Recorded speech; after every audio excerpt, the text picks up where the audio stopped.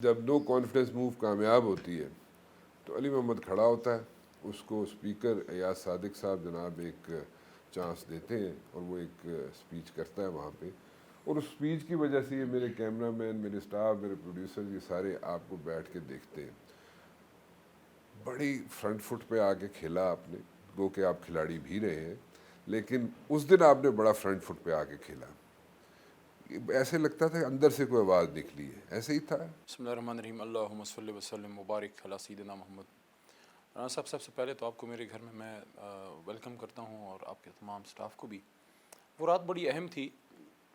اس سے کچھ دیر پہلے کابینہ کی آخری میٹنگ خان صاحب کے ساتھ اٹینڈ کر کے نکلا تھا، اور اس میں نے ان کو بڑے ہائی اسپرٹس میں دیکھا تھا۔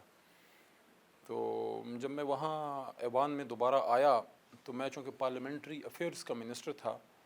تو یہ ایسے ہی ہے جیسے فوج میں بہت سے لوگ اپنی ڈیوٹیاں کر رہے ہوتے ہیں، تو ایک سپاہی بالکل بارڈر پہ اس کی ڈیوٹی ہے کہ اس نے سنگتری کے طور پہ کھڑے ہو کے اپنا آخری مورچے کا دفاع کرنا ہے، تو میری ڈیوٹی یہ تھی۔ تو مجھے کسی نے کہا نہیں تھا، لیکن جب میں تھا مجھے لگا کہ مجھے آج ادھر رہنا چاہیے، کیونکہ آج میری حکومت کا شاید آخری دن ہو، جو آخری دن ثابت ہوا۔ پیچھے جو بیک آف دا مائنڈ پہ چیز تھی وہ میری ماں کی ایک نصیحت ہے، اللہ ان کو زندگی دے، ابھی بھی حیات ہے، میرے ساتھ اسی گھر میں اسلام آباد کی ہوتی ہیں۔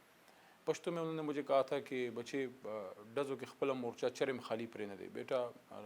جب فائرنگ ہو رہی ہو، جب لڑائی ہو تو اپنا مورچہ خالی نہیں چھوڑتے۔ تو میں اپنے مورچے میں تھا، اپنی ڈیوٹی کر رہا تھا، پھر اوپر سے اللہ کی مدد آئی، اور میں واللہ آپ کو یہ بات بتاؤں، میں نے کبھی بھی دائیں طرف ان لوگوں کو دیکھ کے ان کو اپنا دشمن نہیں جانا، صرف یہ سمجھتا تھا کہ یہ لوگ یہ میرے بھائی ہیں، لیکن ان کا نقطہ نظر اور ہے، میرا لیڈر، میری جماعت کا نقطہ نظر اور ہے، میں نے ادھر اپنا اوپینین رکھنا ہے اور اپنے لیڈر کا دفاع کرنا ہے، کیونکہ اس وقت میرا لیڈر ہال میں نہیں تھا، وہ ہوتے تو خود اپنی بات کرتے۔ تو حکومت کا نیریٹو دینا اس رات اہم تھا، تاکہ اپوزیشن کے ساتھ ساتھ اس وقت ہماری جو حکومت تھی اس کا نیریٹو آئے، باقی اللہ نے اس میں برکت ڈال دی۔ اب اگر آپ پیچھے مڑ کے دیکھیں تو میرے خیال میں شاید خان صاحب اس سے بہتر چوائس کرتے تو زیادہ بہتر ہوتا، لیکن ویسے بزدار صاحب سے میری اپنی سلام دعا ہے، ان کے ساتھ کام میں نے کیا ٹی ایل پی والے معاملے پہ، بڑا انہوں نے مجھے فوری سپورٹ کیا، کہ مجھے ان سے سب ضرورت تھی کہ کابینہ سے وہ ایک پاس کریں، جو ایک لاء تھا، جو درخواست تھی، تو انہوں نے فوری طور پہ کر دیا۔ لیکن میرے خیال میں شاید ایک ریزن یہ تھی کہ جو ایک نیچرل لیڈر ہوتا ہے نا کسی جگہ پہ، شاید جب وہ اس طرح سے نہ ہو تو پھر لیڈر کو، خان صاحب کی اب میں بات کر رہا ہوں، کہ پنجاب میں اس طرح کی اگر لیڈرشپ ان کو نظر نہیں آئی کہ ڈیڈیکیٹڈ ہو اور ہول ہارٹیڈلی ان کے اس کو لے کے جا سکے، تو انہوں نے بزدار کی چوائس کی۔ بزدار صاحب نے کوشش اپنی کی، لیکن شاید اس طرح سے پرفارم نہیں کر سکے۔ میری ذاتی رائے میں جو ہے، اب اگر دوبارہ اس طرح کی اپرچونٹی ہو تو جو بھی اویلیبل ہمارے پاس مٹیریل ہے اس میں بہترین لوگ موجود ہیں۔ ڈاکٹر یاسمین راشد صاحبہ ایجڈ ہیں لیکن اچھی ورکنگ ہیں، ان کی، اس کے ساتھ ساتھ اعجاز چوئی صاحب پرانے ہمارے وہاں پہ اسٹالورٹ ہیں، اسلم اقبال صاحب ہیں، مراد راس ہیں، کافی سارے لوگ ہیں، تو میں بھی اس دفعہ چوائس ڈفرینٹ ہو، لیکن وہ کہتے ہیں it's always easy to be wise in the hindsight, ابھی بات کرنا آسان ہے، اس وقت اب خان صاحب کی کیا مجبوریاں تھیں، انہوں نے کیا سوچا، وہ تو لیڈر کو ہی پتہ ہے، تو میں بھی اس وقت ان کا فیصلہ درست ہو، لیکن اب اگر آپ دیکھیں تو شاید دوسری بار وہ چوائس کریں تو کسی اور آدمی کی کریں، with no dish respect to Buzdar صاحب، انہوں نے اپنی کوشش کی ہوگی، لیکن ہر آدمی کی اپنی کیپیبلٹی ہوتی ہے۔ کوشش کی ہوگی، جو آپ کو نظر نہیں آئی کوشش؟ نہیں، اگر کوشش کامیاب ہوتی تو ابھی بھی ہماری ادھر حکومت ہوتی ہے۔ اچھا، ایک اور چیز سمجھائیں، جو آخری دن تھے، خان صاحب کہتے ہیں جی مجھے پہلے ہی پتا تھا کہ حکومت جا رہی ہے، اور ٹھیک ہے، انٹیل آتی ہے، آئیز کے لیے ایک فائل بھی آتی ہے، روز صبح پرائم منسٹر جو بھی ہوتا ہے وہ پڑھتا بھی ہے اس کو، اور وہ کہتے ہیں جی مجھے 6 مہینے پہلے پتا تھا کہ میری حکومت جانے والی ہے۔ شیخ رشید کہتا ہے کہ مجھے 4 مہینے پہلے پتا تھا۔ سو آپ لوگوں کو بھی کوئی اس قسم کی فیلنگ ہے تھی جو کنوے کی گئی تھی؟ دیکھیں، حالات ٹھیک تو نہیں تھے، لیکن جس طرح خان صاحب آخری بال تک کھیلتے ہیں تو مجھے کم از کم اپنی حد تک یہ یقین تھا کہ اینڈ میں کوئی ہم میاں کا کوئی چھکا لگ جائے گا۔ وہ آخر میں ہمیں چتن شرما ملا ہی نہیں۔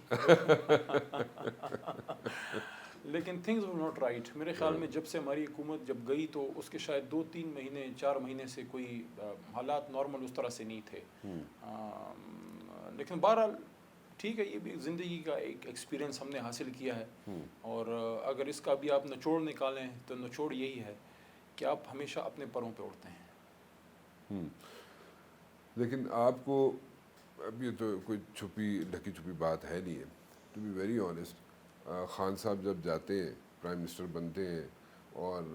ڈی ایچ کیو جاتے ہیں، ادھر اپارا جاتے ہیں، وزٹ کرتے ہیں ایز اے پرائم منسٹر، جو میری فیلنگ تھی، پرابلی آپ کی بھی وہی ہو شاید، وہ بھی ذرا بتا دیجیے گا، جو مجھے سمجھ آئی تھی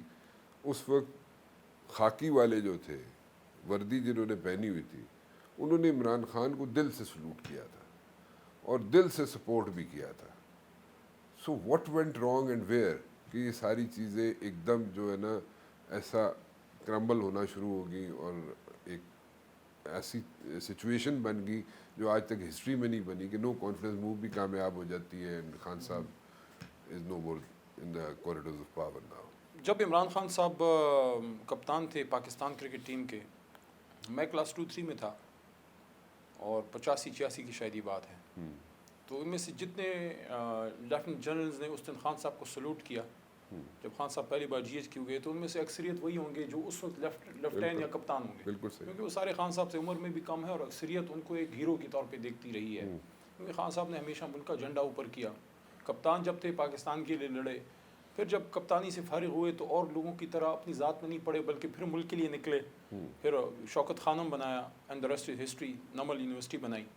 میرے خیال میں ان لوگوں نے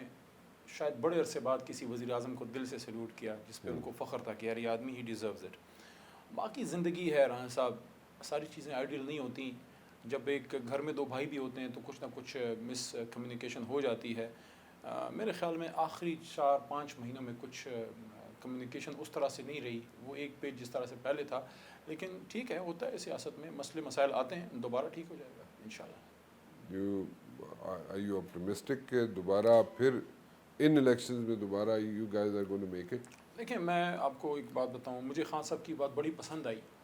یہاں وہ ڈفرینس آیا میاں صاحب کے اور خان صاحب کے، میں بڑے میاں صاحب کی بات کر رہا ہوں، شہباز صاحب تو لیڈر نہیں ہیں، وہ تو ایک ظاہر ہے ان کی جماعت کے ایک میک شفٹ قسم کے ارینجمنٹ کے تحت آئے ہیں، میاں نواز شریف صاحب اپنی جماعت کے لیڈر ہیں جی۔ میاں صاحب اور خان صاحب میں ڈفرینس کیا آیا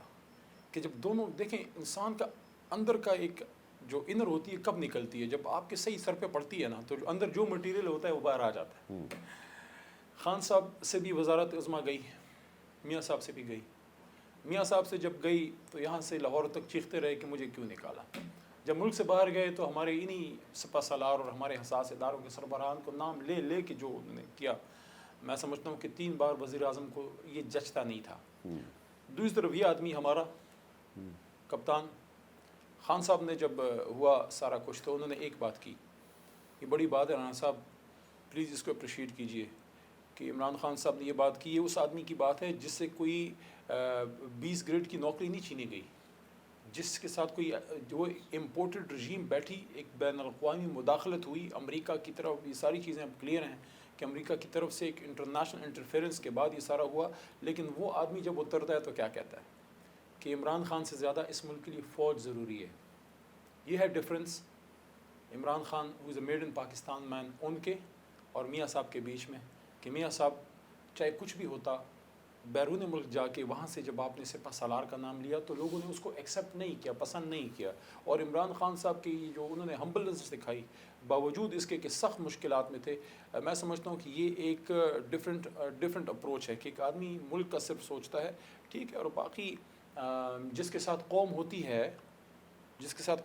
ہے اسٹیبلشمنٹ بھی اسی کے ساتھ ہوتی ہے، اسٹیبلشمنٹ کا کسی پہ ذاتی احسان نہیں ہوتا، نہ وہ کسی کو پسند ناپسند کرتی ہے، وہ ہمیشہ عوام کے ساتھ جاتی ہے، عوام جس کو پسند کرے گی اسٹیبلشمنٹ اس کو سپورٹ کرے گی، عوام جس کو ناپسند کرتی ہے اسٹیبلشمنٹ کا تو کام ریاست سے ہے اور عوام سے ہے، اور اسی لیے تو آپ کی فوج عوام کے دلوں میں رہتی ہے، باقی تھوڑی بہت اونچ نیچ آتی رہتی ہے۔ میں سمجھتا ہوں سیاستدان کون ہوتا ہے، میں خود ایک وکیل بھی ہوں، آپ کو شاید علم بھی ہے، وکیل کا کام ہے مشکلات میں سے لوگوں کو نکالنا، اور لیڈر کون ہوتا ہے، سیاستدان اور لیڈر میں فرق کیا ہے، لیڈر وہ ہوتا ہے، میں نے کہیں ایک جگہ پڑھا تھا، اور کبھی کبھی آپ کو یہ بات لمبی ہو رہی ہے، کبھی کبھی آپ کو ایک بڑی جینیس بات کسی ایسی جگہ پتہ چل جاتی ہے جو آپ ایکسپیکٹ ہی نہیں کرتے۔ میں مردان میں جب وکالت کرتا تھا، میرا ہوم ٹاؤن ہے مردان، تو وہاں ایک دھوبی کی دکان تھی، تو میں اپنی چیزیں زیادہ تر خود ہی کرتا ہوں. تو ادھر میں اپنے کپڑے وغیرہ خود لے کے جاتا تھا, پک کرنا سارا. تو اس دھوبی کی دکان میں اوپر لکھا تھا, یہ میں آپ کو 2005-6 کی بات بتا رہا ہوں, اس پہ لکھا تھا کہ a leader is a person. اب انگریزی کا ادھر سینگ ہے, پتہ نہیں دھوبی کی دکان میں انگریزی پہ کیوں انہوں نے سینگ لگائی ہوئی تھی, کہ a leader is a person who takes his people or his nation from a place where they are to a place where they have never been before. تو لیڈر وہ ہوتا ہے جو مشکل سے مشکل حالات میں راستہ نکال لیتا ہے, اس آدمی کی طرح. تو انشاءاللہ خان لیڈر ہے, وہ راستہ نکال لے گا.